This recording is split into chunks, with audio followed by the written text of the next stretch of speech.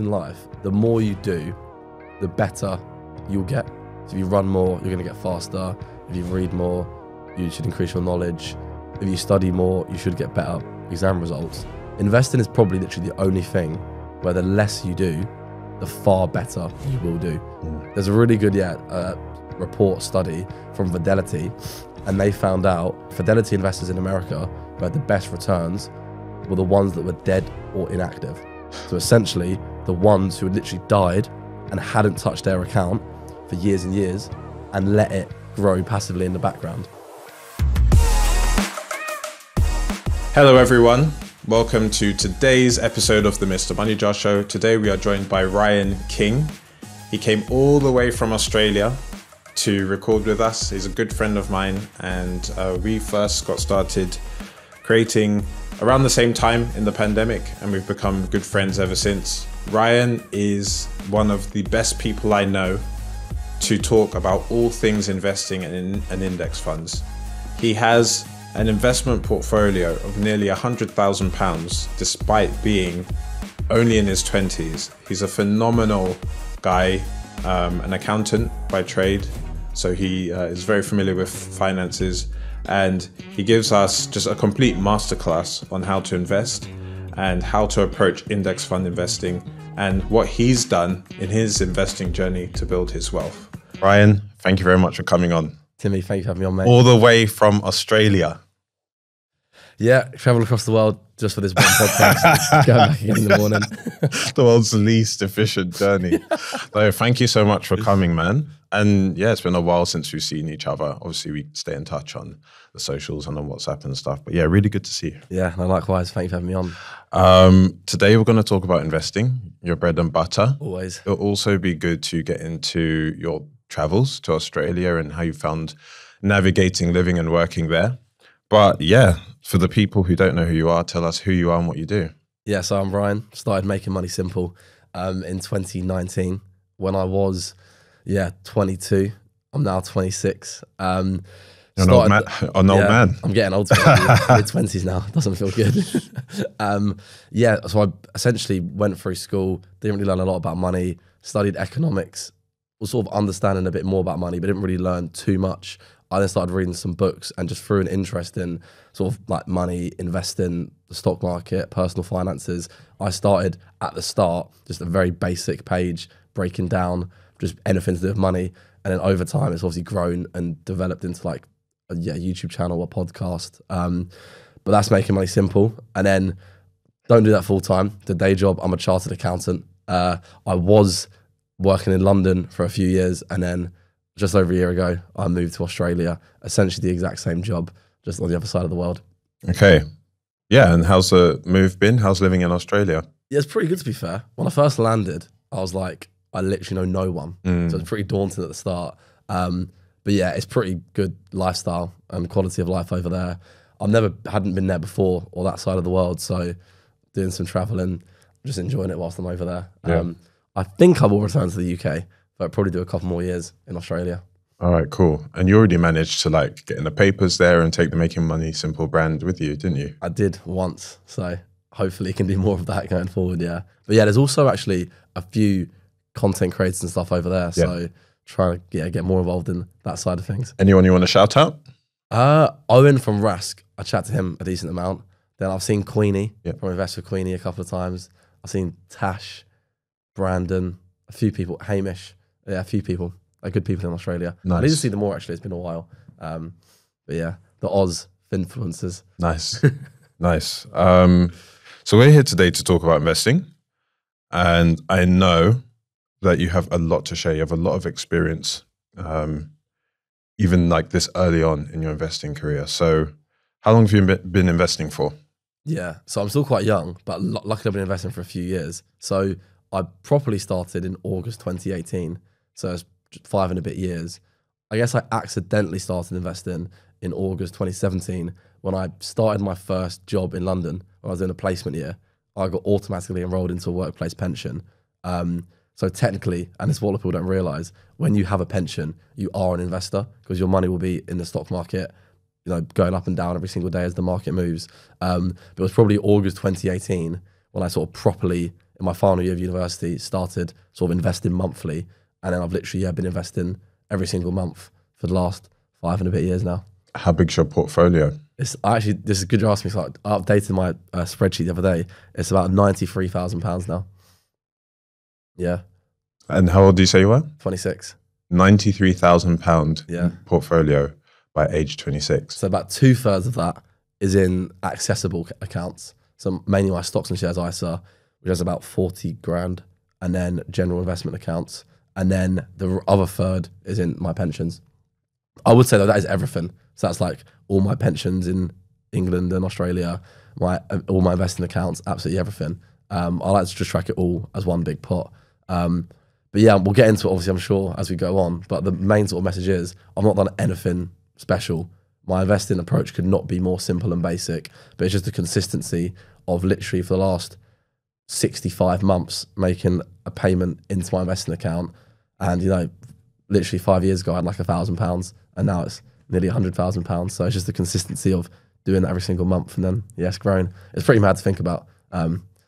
Yeah, looking forward to breaking the 100K mark. Yeah. Which hopefully should happen next year, unless there's a massive crash. Yeah, because, and we can get into how investment portfolios are valued and how the stock market operates as well. But yeah, the significance of the $100,000 mark is what the late Charlie Munger described as like the hardest amount of money to make, right? Yeah, because once you get to that amount, it's a decent amount of money. And then if the stock market has a good year, the stock market obviously fluctuates year on year, but if it has a good year and you get 15, 20%, £20,000, almost like a yearly income, and that's only on the first 100K. If you can then keep that snowball going and going, you can then probably start to see how you can actually one day live off of that investment portfolio as it builds up. Have you done any retirement projections? You must be, provided you don't throw the money away, you must be projected to be a millionaire at some point in life. So on this spreadsheet that I do at different rates of return and different like time horizons work out how much I could have. It is in the millions. I don't actually know when I will cross the million mark though. Maybe like, assuming it's constant rate of return and like the contributions I'm making, maybe like 15 years, maybe 20 years. But hopefully, it obviously depends on the returns from the stock market. Obviously inflation, I guess, erodes that as well. So the real value will be less. But yeah, it's all about just making, if I can increase my salary as well, I can put more money into it. And that's all the main thing I've actually done. I very rarely check or change my investments. The only thing I've really done over the last 5 years is when my salary increases, I just increase my investing contribution. And that's literally it. Amazing, amazing stuff. Amazing. Let's walk the listeners through this super simple investing process that you describe, because I think for lots of us, we think of investing as a super complicated thing, that you need to have loads of money, that you need to have special information to invest. Yeah. So from the top, how do you invest? How do you do it? So I think with investing, so there's a 3-step blueprint that I talk about.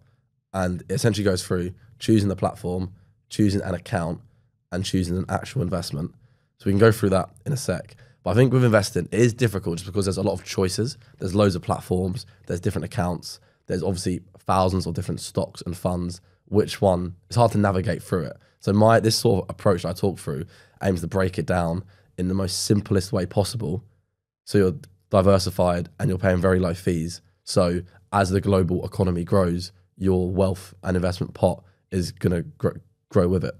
So the 3-step approach, what I personally do is I have Vanguard as my platform, a stocks and shares ISA as my main account, and then a global index fund called the FTSE Global All Cap that I invest into monthly. And that fund isn't available in Australia, but I choose a similar version. But to go into a bit more detail then, so step 1 is choosing the platform. And essentially, that's just a website or an app that you actually make your investments on. So everyone needs a platform to get started. Sometimes called a broker. Yeah, also called a broker. So as I mentioned already, I use Vanguard. I like Vanguard just because it's the second largest asset manager. It's been around for years. They offer a very good range of low fee funds. I can set up automatic investments every single month. Vanguard, well, their founder, Jack Bogle, started the first index fund.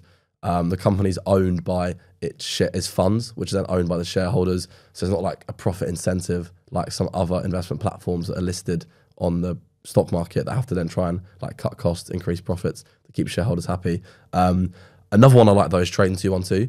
I think, and we'll get into this in a bit, but I think if you want to invest in individual stocks, then Trading 212 is probably the best platform to use, and they also offer funds. So that has a bit of both, whereas Vanguard is only funds. But step one, you need to choose a platform. So what I say to people normally is start with the end in mind. So you need to figure out what you want to invest into and then work back and see which is the best platform to do that. So for me, I did mess around with individual stocks for a bit when I first started investing. I then settled down on this global index fund approach, and I then worked out that Vanguard is the best platform to do that. And I've been using them now for, since August 2018 when I had my stocks and shares ISA with them. But yeah, if you want to dabble in individual stocks, other ETFs, then I'd say Trading 212 is probably the best shout. But there's so many platforms in the UK compared to Australia. In the UK, there's so many platforms, almost spoiled for choice, and each one has almost like a USP that makes it slightly different from another platform. So I would say as default, just go with Vanguard, but you can do a bit of research and sort of see which is the best for you based on what you want to invest into.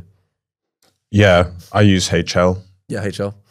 So HL is in a similar to what you said about, Vanguard is only funds, but if you wanted to do individual stocks or ETFs or bonds, then you can use HL to do that. But I agree with you, there's almost too many platforms.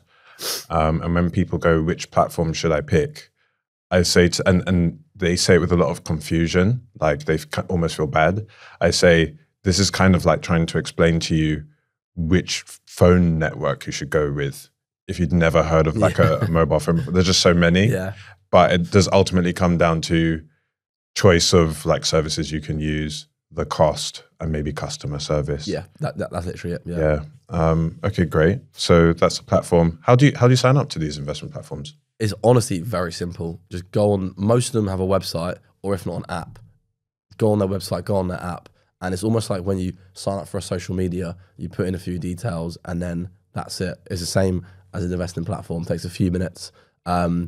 And we'll also come on to as well, actual making an investment also only takes a few minutes. I think, people think it's like, obviously, almost like got to get themselves mentally ready, like going to start investing. And it's a big thing, but it literally can open an account and start investing in less than 10 minutes. Okay. So you've opened your investing account, which, as you said, is as simple as signing up to a social platform or opening a bank account online. That's step one. Step two? So step two is choosing an account. And this step has a lot less choice. The best two accounts in the UK are a stocks and shares ISA or a pension. So that could be a workplace pension or a SIP. What I would say first of all is if you get a workplace pension, an employer match workplace pension, then definitely take that. That's literally free money that your employer matches and will put into your pension. So when I was in the UK before moving abroad, I got a 6% employer match from my employer. Some do more, some do less. Some, if you only put in 3%, now put in 10%. Some are more generous to try and attract, obviously, people. But that's literally free money. So it's 100% instant return on your money that is going into a pension and is going to be compounding for decades until you access it when you're 50, 60, 70, whatever the pension age is by the time we get there. So definitely take advantage of that first. But yeah, the main two accounts are a stocks and shares ISA and a pension. And they do differ slightly in the sense that a stocks and shares ISA, first of all, is flexible. You can access it whenever. A pension is inflexible. You can't access it until, I think pension age is currently 55. And it's increasing to 57 in 2028. The other main difference is a stocks and shares ISA, you contribute after you pay tax. So for me, I earn some income, I pay income tax, national insurance, whatever, and then I get the money into my bank account. And then I make the contribution into my stocks and shares ISA. And because I pay tax on it, I never pay tax again. So no capital gains tax, no dividends tax, no bond interest tax. So that's probably the main power of a stocks and shares ISA. Once the money's in there, just grows tax-free for decades and decades, and you can access it whenever. And just to build on that, Ryan, when I last checked, I think there was something like 4,000 ISA millionaires in the UK. So these are people that have been maxing out their ISAs, the £20,000 limit. Well, it's been lower in the past. It kind of goes up Yeah. every year on average, but they've been maxing out their ISA limit every year to the point where they have a 7-figure sum in there, and they have so much money that they can live off the interest. Yeah. And that interest is paid to that, or that interest or that dividend income is paid to them tax-free because it's in an ISA. That's what you're saying. Completely, yeah. Okay. And that's sort of like the end goal, I'd say, of investing. Like, you want to build up your portfolio to where you can live off of the dividends or the gains or the bond interest, whatever you're invested into. That's sort of the ultimate goal. And that's what I guess the aim of investing is. But you said there's only 4,000. Yeah. I thought that's such a small number. Yeah. Oh my God. There's like 60 million people.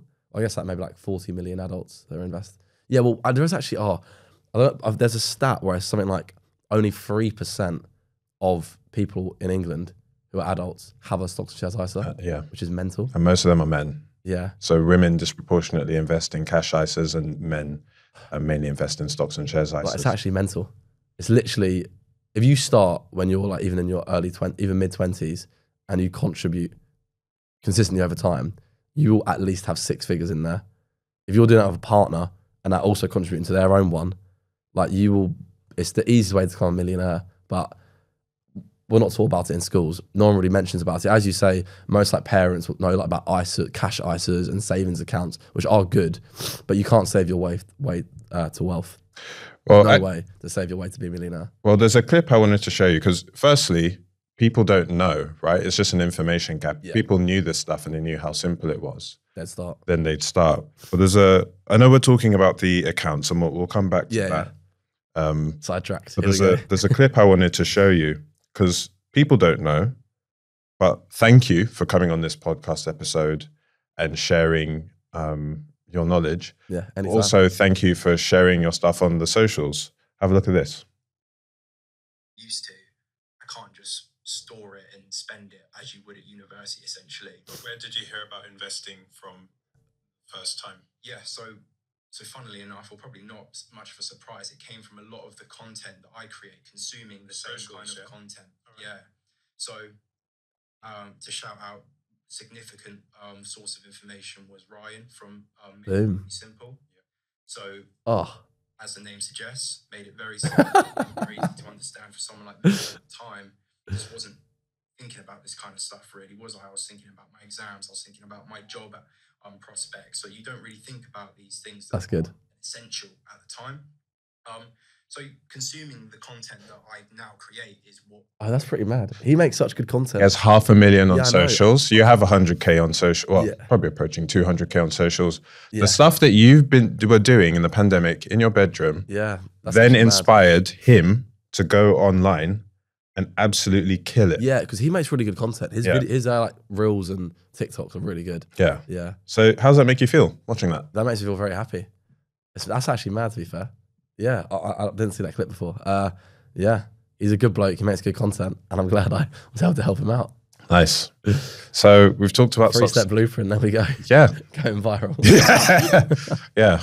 And if I make that into a clip, then that's like a clip of you watching a clip. Yeah. Anyway, so you've explained the stocks and shares ISA. Yeah. At the start of the episode, you said something which a lot of us don't think about, which is that a pension account is actually a type of investing account. So how does the pension account differ to the stocks and shares ISA? Yeah. So the main difference is, first of all, it's inflexible, so you can't access it whenever you want, like with a stocks and shares ISA. And the second difference is you pay into a pension before you pay tax. So if you work for a company, for example, hopefully you check your pay slips every month to make sure you're getting paid the right amount, but you would see that your pension contribution comes out of your salary gross. So you essentially avoid paying tax on that amount. The benefit of that is you then have more money that's actually growing. So when we come back to that when we said the workplace pension a second ago, you're technically getting free money from your employer and you're avoiding tax. So you've got tax relief and free money that's then going to be growing. If you're 25, that's going to be growing for 30 years minimum inside your pension. So that's probably the main tax advantages of a pension. And if you are a higher income earner or additional rate taxpayer paying 40 to 45% income tax, then that tax relief is huge. But they always get you at some point. And the main downside is with a pension, other than it being inflexible, you will have to pay tax on it at some point. So you can take 25% lump sum tax free, and then you then draw down on it and you pay income tax, sort of depending on how much you draw down on it. They're both great accounts. They both have tax advantages. For me and my own approach, I use a combination of both. So in the UK, I would always get that 6% pension match first, and then I would focus on my stocks and shares ISA. I never have, but had I maxed out my stocks and shares ISA, I would then go back to my pension. In Australia, I do the exact same. It's called an 11% superannuation. So that goes out of my paycheck every single month. And I then focus on my Vanguard Australia account that I've got. And yeah, that's sort of the main two accounts and the differences. The third account is a general investment account, which don't have any tax advantages. There are specific situations where they can be useful, but as a rule of thumb, generally speaking, looking to start investing, use a stock and shares ISA or pension or both, and just focus on maxing out those two accounts. Great information, great stuff. So just a few builds there. The first thing is that there are junior versions of the stocks and shares ISA and the pension. Yeah, both, yeah. Yeah. Slightly lower annual limits for the junior stocks and shares ISA. The annual limit is 9,000 rather than 20,000 for adults. And for the junior pension, it's 3,600, but you only need to put in £2,880 per tax year. And then you get the rest in the form of tax relief. So that's worth knowing. Know the numbers, boom. Yeah. If you want to invest for children, that's worth taking a look at. Yeah, that's actually a question I do get as well quite often, in terms of like, what approach should I follow for my children? And it's literally the exact same 3 steps.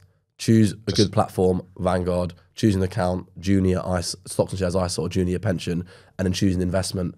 And for me, it's a global fund, which we'll come on to. Yeah. But one other thing to quickly say, a lot of people, there's a big misconception, and I sort of mentioned earlier on, but first of all, if you have a pension or any type of account, you are an investor. That money will be 100% invested. Hopefully it's invested actually. I hear a lot of stories in America and see these posts where people contribute to an investment account and don't actually invest the money. So the money is just sitting in cash for years and years, just losing out to inflation. But if you have a pension, you probably are an investor. It's probably invested into something, some sort of life strategy or lifestyle fund. And what people often say is like, oh yeah, my pension's increased by 5%, or my stocks and shares ISA has gone down by 10%. It's the investments inside the accounts that have changed. The stocks and shares ISA and a pension is just a wrapper that just holds the actual investments. It's the actual investments inside of the wrappers or the accounts that increases. So when you see those like gains or losses, it depends on what you're actually invested into. That's actually delivered, that gain or loss. Absolutely. So yeah, we had the junior versions of the accounts. Let's definitely talk about the cash thing when we talk about what you can invest into. But they made a change in the autumn statement. Jeremy Hunt, he didn't actually announce it in the House of Commons, but basically from the 6th of April, 2024, they are simplifying ISAs, and you will be able to invest into multiple stocks and shares ISAs each tax year. Such a good change. Yeah. Like, thinking about it now, it was just, it was always a bit awkward because you had an account, a stocks and shares ISA with, say, Vanguard, then you want to swap to trading 212, you got to go through this big admin process to like switch your money, sell all your investments, switch it over, move the cash over. That's what I first done, because I actually opened up a stocks and shares ISA with my high street bank first. Terrible decision. I then switched to Vanguard. But I think this change, really good change, because it means as long as you're still under the £20,000 limit, then why does it matter how many different stocks and shares ISAs you have? Yeah, and it brings it in line with pensions, which there's no limit on the number of pensions you can have. Yeah, that's true. And yeah, the other bit of information I wanted to say is that you carry on mentioning kind of the employer match and stuff, and how people invest in, people who have pensions are investors. To make it very, very clear to the listeners, if you are aged over 22 and earn £10,000 or more per year in a job, then you'll automatically have a pension opened for you. So if you meet those criteria, then you're an investor. Yeah, and I think it's just happening in the background. I think a common thing as well, people, particularly when they're younger, will opt out of the pension, but don't do that. I know when I first started working, people I worked with opted out. It's like, oh, I'm only getting like, I think back then the match was 3% when I first started, but it was only 3%. Would rather have the money. What if I leave? I go to another company. Whatever company you're at, just contribute at least to the match.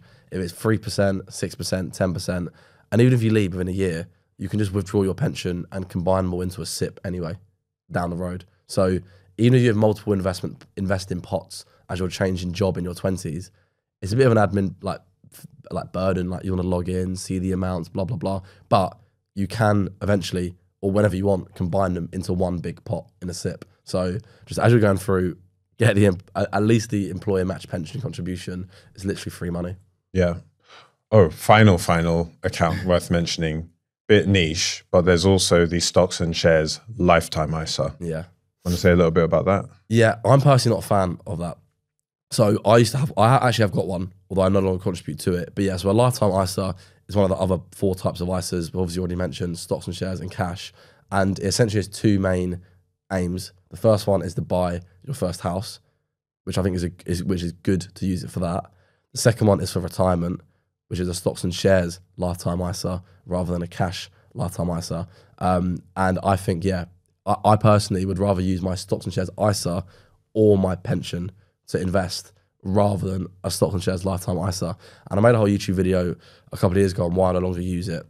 But essentially, stocks and shares ISAs and pensions, in my opinion, have better advantages than a stocks and shares lifetime ISA.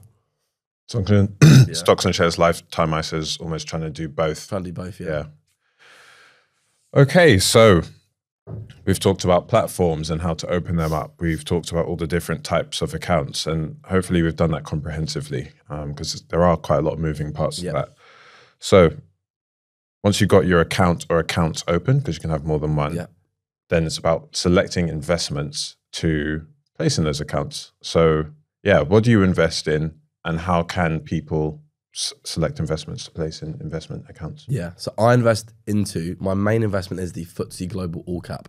So essentially all of my investments in all of my accounts are all in global funds, pretty much. Global index funds and global ETFs, depending on what specific fund is available on the different platforms that there are. But most of my money, when it comes to the UK, so 100% of my money in my Vanguard stocks and shares ISA and 100% of my money in my Vanguard SIP is in the FTSE Global All Cap, which is a global index fund. I'll break that down a little bit. So an index fund is just a basket of companies. So if you look at the UK, there's obviously hundreds of companies. The biggest companies are in the FTSE 100, which you may have seen that on the news or in the papers. The FTSE 100 is just the largest 100 companies in the UK. So like HSBC, Barclays, like banks, high street shops, oil and gas companies. Rather than investing into individual stocks, you can then invest into the index. So if you wanted to, you could invest into the FTSE 100 index, so an index fund or ETF, and that would then essentially, and a misconception is your money, you won't lose money. With an index fund, it will still go up and down over time, but the idea is, because you're investing into a basket of companies, should one company fail, which often happens because most companies end up failing ultimately, then you're fine because you have 99 other companies in that example to hopefully continue on becoming more innovative, becoming more productive, and increasing their value over time. I then take that to the extreme and the most diversified version possible, which is a global index fund. And the most diversified one I could find on Vanguard in the UK is the FTSE Global All Cap, which invests into 7,000 companies all around the world, into every country. And yeah, that has literally been my approach since August 2018, just putting money into the FTSE Global All Cap every single month and then buying and holding. So some people might say, what about the S&P 500? So why have you gone with a global index fund as opposed to a US index fund? Yeah, it's a very good question. And it's probably the question I get the most. Like, should I use a US fund or a global fund? There's no denying that the US, so since 2008, the US economy has pretty much outperformed every other economy for the last 15 years.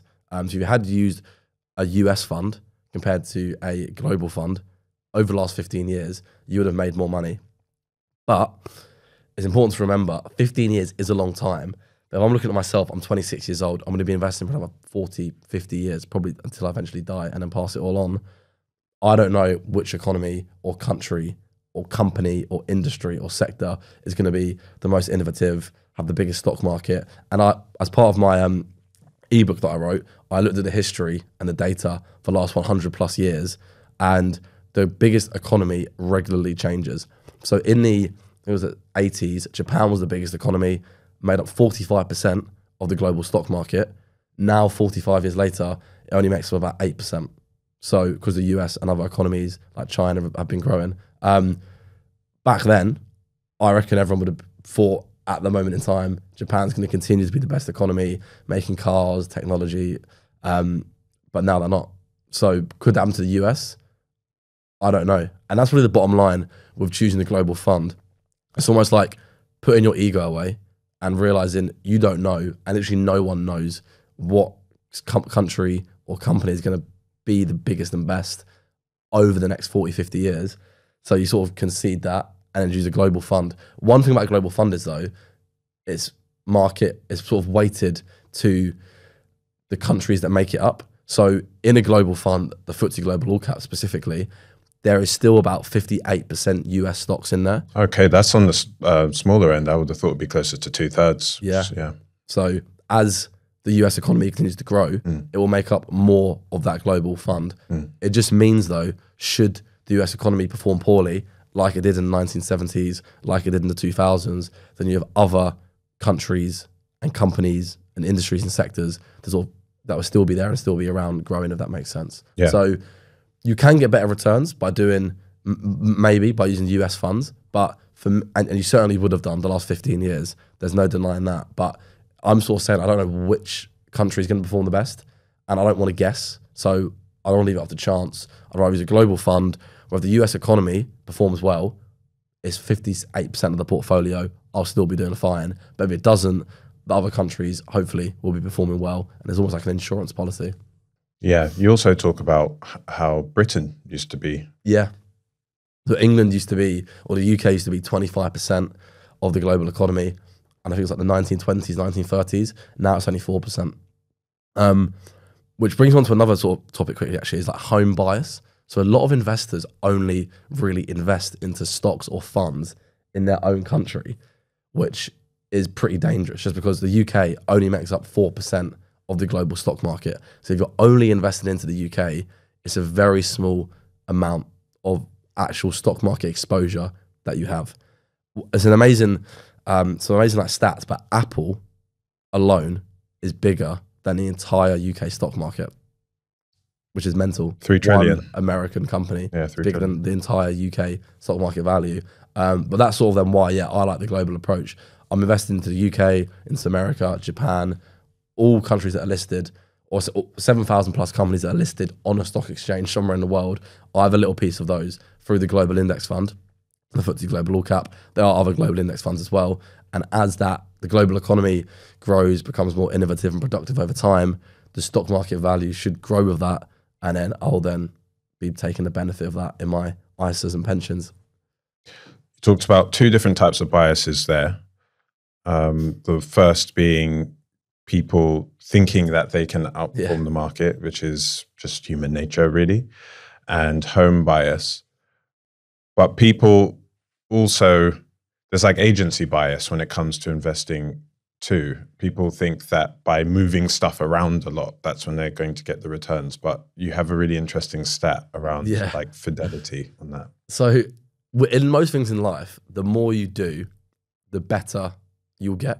So if you run more, you're going to get faster. If you read more, you should increase your knowledge. If you study more, you should get better exam results. Investing is probably literally the only thing where the less you do, the far better you will do. There's a really good report study from Fidelity, and they found out that the Fidelity investors in America who had the best returns were the ones that were dead or inactive. So essentially, the ones who had literally died and hadn't touched their account for years and years and let it grow passively in the background. With investing, because it literally is so simple. So choose a platform, choose an account, choose a fund. You can do that in 10 minutes. All we then need to do every single year is increase your contribution as your salary increases. That's investing. You don't need to do anything else for the rest of your life. And you will probably have 6 figures, if not 7 figures, hopefully. But people think they should be doing more, which you can, if you want to. You can research individual stocks and companies, try and choose like what industry is going to be the next emerging one and pick the best companies. But the bottom line is, it's almost impossible to do so. And history, data, personal experience, chatting to others, like sort of makes it so concrete that it's just really difficult to sort of pick the best fund or best stocks to outperform the market. And people think they should be doing more, but they don't need to. And it ends up costing them money because they're paying fees when they're trading. And ultimately, by tinkering your portfolio, trying to find the next best investment, the next best fund, you're just hindering your own gains over the long term.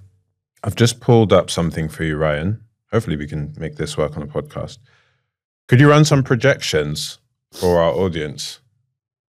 Projections? I've brought up a compound interest calculator for you. So could you just live, just kind of put in some numbers and give people a flavor of what a monthly contribution could look like compounded over a certain period of time? Because I always get I do on my own like content, I do a lot of compounding projections and people always wonder like, how you do it. So this is good. So initial amount, we'll say we start with £0. Just say you literally got your first job, maybe you're like early 20s, just come out of uni, you've got £0 to start investing. Time frame, the single biggest determinant in how much you'll end up with is the time frame because of compound interest. But we'll use 30 years. I think 30 years is probably a good amount of time to use because compounding can do its thing. But as we can probably see, if you increase that to 40 and 50, your wealth will exponentially grow. For this one, could we go with 40? So you start at 20, retire, and then retirement age 60? Yeah, sounds good. Yeah. Annualized rate of return, I normally use 7%. So over the long term, the stock market generally returns about 10%. So a sort of after inflation measure of long-term returns, just looking at the history, is about 7%. Of course, inflation has been high recently, but over the long term, inflation is high sometimes, it's low sometimes. It's pretty much at modern highs at the moment, but I normally use 7% as sort of like a good baseline to use. You, of course, can be more conservative if you're really pessimistic about the stock market and say 3% or 5%, but I normally use 7%. Monthly contribution, £300. We can put that in. And then I'd always do the compounding period as monthly, just because you're investing monthly. You then click calculate. What do you reckon it comes out to? So we're saying £300 invested per month over a 40-year time period at a 7% rate of return. Yeah. I'm going to go with 800, 900,000. Wow, that's very close. £792,000. Boom. Very close. Yeah. And the amazing thing is, the compound interest calculator gives you this. You've only contributed £144,000 over that 40 years, but the returns are £648,000. Wow. So that's like 80 odd % of your 792, we'll call it 800K portfolio when you're 60, has come from just the stock market and the gains that it's made over the years, hopefully. Of course, if you then increase that time frame, get a better rate of return than the 7%, if it delivers an actual better rate of return, you can increase your contribution to say £500, £1,000 if you get a high salary. You can sort of start to see the power of investing over the long term. Yeah, and thank you for doing that, Ryan. That's really powerful. Yeah, that's and just for the listeners, we're not saying, this is kind of a very basic calculation because we're not saying start contributing £300 per month from your first job. It's saying the average contribution over that time period is 300. So when you first start working, you're obviously going to be earning less, but the closer you get to retirement, certainly in your 30s and 40s, you'll have a lot more disposable income. So we use 300 just to be like, how much could a person generally invest over the course of their career?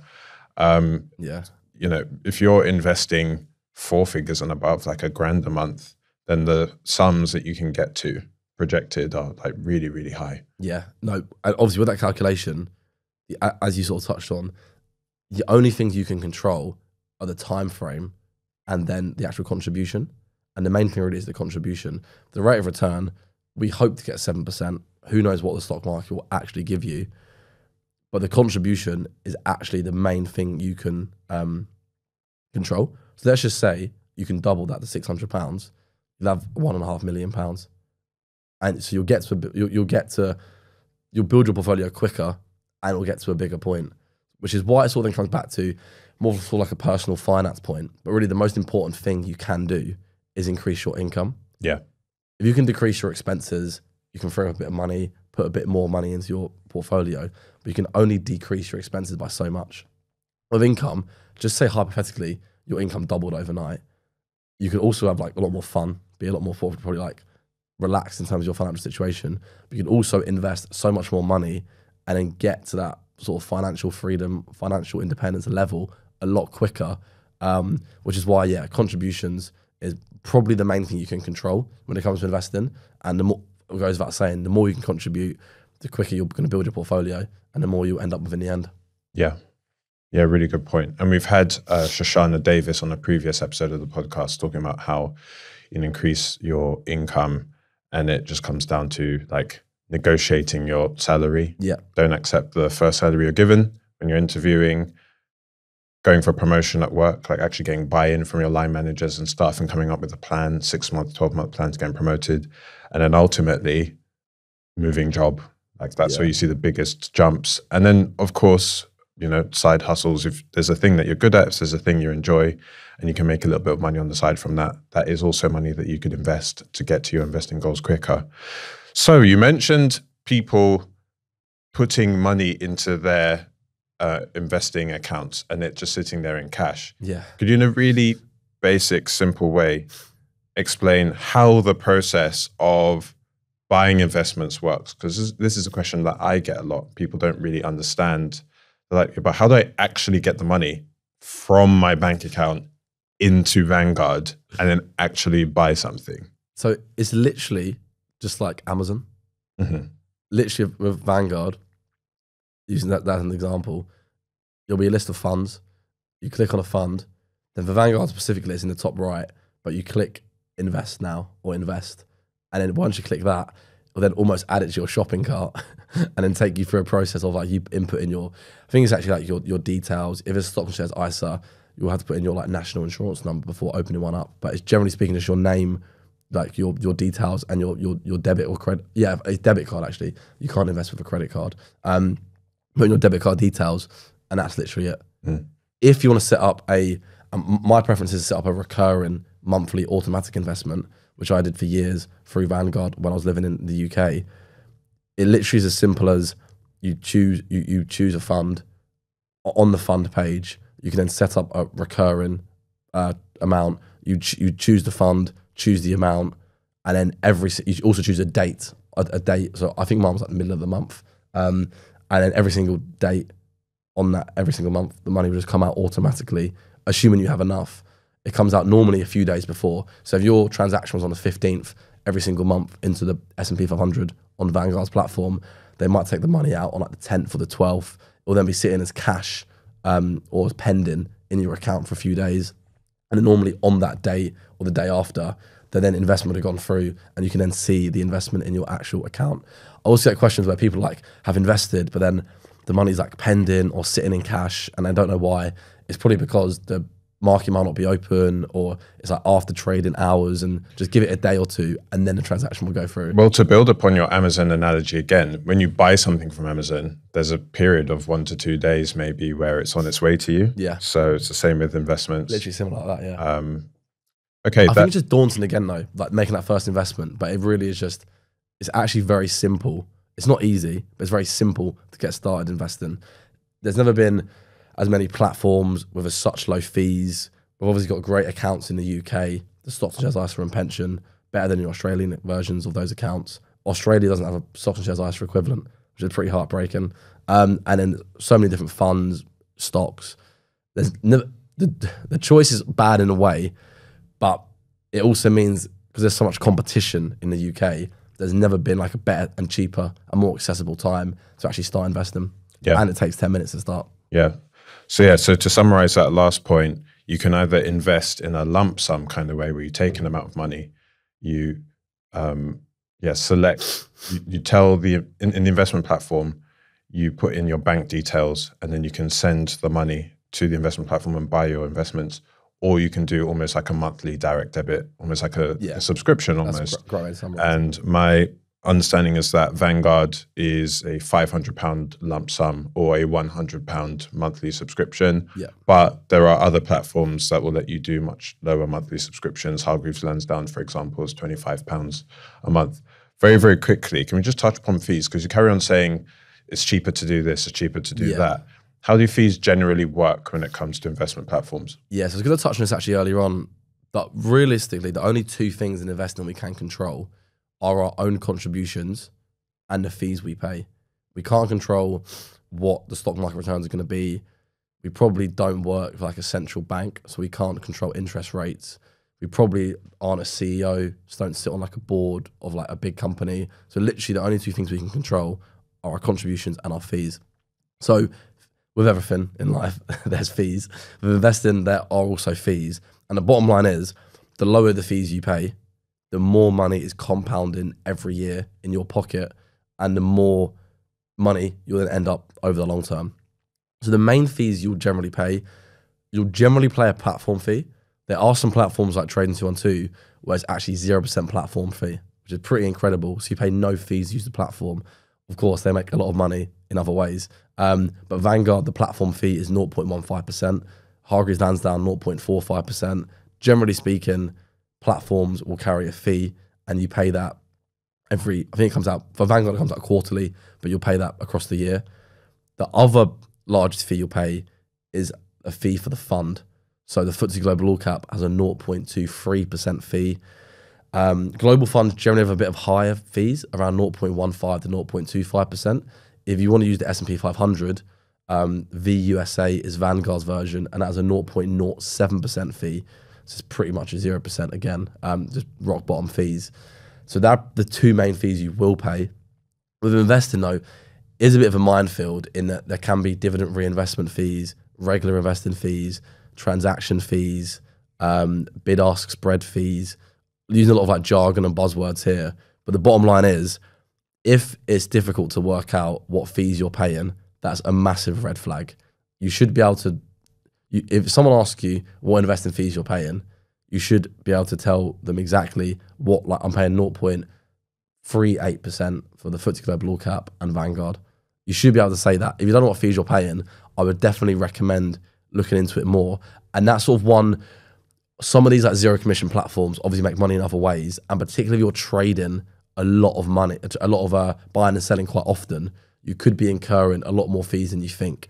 It's only like small amounts. If you're doing that regularly, over the years, it can add up to be, obviously, if you say that money was invested and then compounded, it could end up being tens or hundreds of thousands of pounds.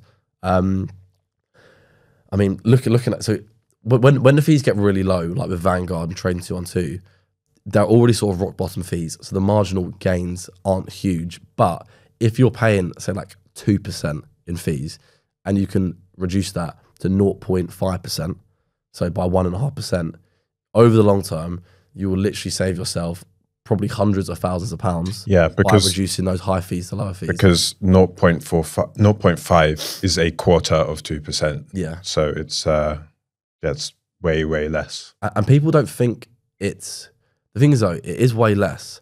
But I think if you said to people, oh yeah, I'll invest your money for you, I'm only going to charge you 2%. Like, oh, that's not that much. 2%, that's a tiny percentage out of 100%. But when you actually then compound that over 40 years, 300 quid, you literally have tens and hundreds of thousands of pounds less. Yeah. And I've just done a quick calculation. So your investing combination, your platform fee is 0.15% with Vanguard, then your fund fee is 0.23, which comes to 0.38. So you add them together. And what that means is if you invested £10,000 at a 0.38% fee, you would pay £38 over the course of the year. Yeah. Yeah. So that's just, it's a very small percentage. But one good thing with Vanguard as well, actually, so the fee is a slightly higher because it's also transaction fees. So if you just Google Vanguard full costs and charges, and this is probably, honestly, the main reason why I really like Vanguard and use them, they're just so transparent with the fees. So if you Google Vanguard full costs and charges, there'll be a PDF document which you can click into, find your fund, and it will show you the exact amount you're paying in fees. So the FTSE Global All Cap, there's when I last checked, it was 0.07% transaction fees, and each fund will have a different transaction fee. So overall, I'm paying 0.45% per year to use the FTSE Global All Cap with Vanguard, which I like because I know exactly how much I'm paying in fees, which I think is how it should be. Like everyone knows that how much they're paying for their Wi-Fi, for their phone bill, and they'll happily hold for like an hour on the phone to try and reduce it by like £2 a month. But then they're literally potentially leaving tens of thousands of pounds on the table by not checking in and working out their investing fees and then doing their best to reduce them like they would with any other contract or expense or bill. Ryan, this has been an amazing episode. You always bring all the knowledge. Thank you so much. I could talk to you for another hour, but our time has come, sadly. So I'm just going to round off with the question that we ask everyone. And yeah, if you're ever back in the UK, I'd love to get you on for round 2. And the question is, what's the best money advice you've ever received? Who shared it with you and what did you learn? The best money advice? To be honest with you, probably would have been to start investing. And no one directly shared it with me. It was more sort of doing my own research through reading books and YouTube videos when I was like sort of 19, before I got 19, 20. But I feel like everyone always wishes they had started earlier, whether it's like a good thing, like exercising, eating healthy, investing is another one. So I think the fact that I started when I was like 20, sort of 20, 21, 22, early 20s, I guess accidentally through my pension and then properly in 2018 when I was 21, has now set me up to where I've nearly got a 6-figure portfolio. Hopefully, if we do one of these in 10 years, it'll be like multiple 6 figures. And then years ago, I couldn't have really imagined it, but now it's almost like, oh, if I actually like, well, first of all, I've got some money there, and I don't want to touch it, but worst comes to worst, I've got some money there, although the plan is to let it compound for years to come. Hopefully now in 10, 20 years, I can then think like, okay, well, I can actually start living off of this money one day, which is pretty crazy to think about. Then you can maybe like quit work, get a more enjoyable part-time job, sort of spend more time with your children or your family. Yeah. It's like all about having options, freedom, time to do what you want. There was this survey, it's like, what makes you most happy? What makes you most sad? What makes you most stressed? What do you worry about the most? Money was the top answer in every single category. So it's important to sort of get control of your finances. And I think, yeah, ultimately then start investing. So yeah, for me, starting to invest in, obviously on brand with the page and the podcast today. That's probably the best advice that I got. But it wasn't actually, I feel like sometimes, yeah, as I was saying, you might not necessarily get there probably is other advice that I got that was good. Well, it's not coming to mind. But you sometimes have to go and find the advice yourself. So go and read books, watch some videos, listen to this podcast and other podcasts, and then you can always get that advice and then action on it. Yep. A really good book recommendation that I know we both like is the Little Book of Common Sense Investing by Jack Bogle, the founder of Vanguard. It's a little red book. Ryan, thank you so much. For people who want to find you, where can they find you? Tell us about all the stuff, the podcast, the book. Yeah, Making Money Simple. I'm essentially on every social platform. So if you type in Making Money Simple, I'll come up. Beware of the fake accounts, actually. I'm just literally making money simple. No ones, no underscores. Yeah, no funny business. I'm a normal person, not like a robot or someone trying to scam you. Yeah, follow me on social media. I mainly talk about sort of investing in personal finance.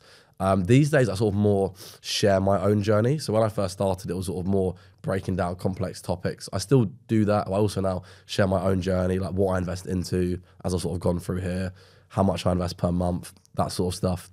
The big thing to say is our own ebook called Stop Waiting, Start Investing, which came out over 2 years ago, and it's going to be published in a physical copy at the end of 2024. So it's a while away, but it goes through that 3-step blueprint in immense detail. I think there's like 50 pages on it in A4. So it's going to probably be, yeah, it goes into probably everything you can think about. We've obviously covered it in quite good detail here as well.